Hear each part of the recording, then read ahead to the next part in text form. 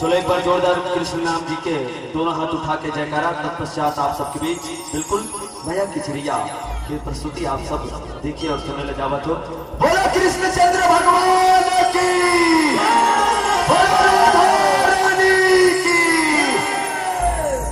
बिल्कुल बहुत बहुत धन्यवाद। आप सब साथ दे तो देकर लिए अब चलते भगवान कृष्ण जी के राधा और कृष्ण के प्रेम हम सबला पता है, मगर कृष्ण जो है राधा से बहुत माया करे और वही माया मां वही प्रेम मां सराबोर होके आज आपके गांव में ये 2 दिन तक निरंतर कृष्ण नाम के वो मूर्ति सजे है। अब चौथन भगवान कृष्ण के वो बाल चरित्र की ओर, बाल लीला की ओर आप सब निजावट ये गीत के साथ। दीवाना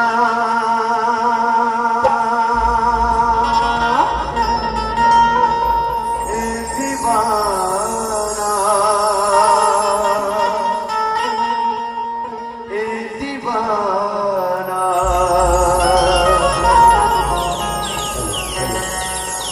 दीवाना बनाए राघवो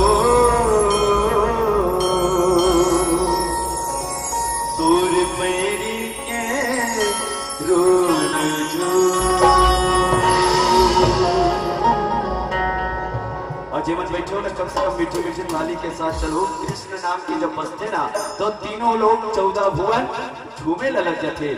दीवाना बनाए राघवो, दीवाना बनाए राघवो,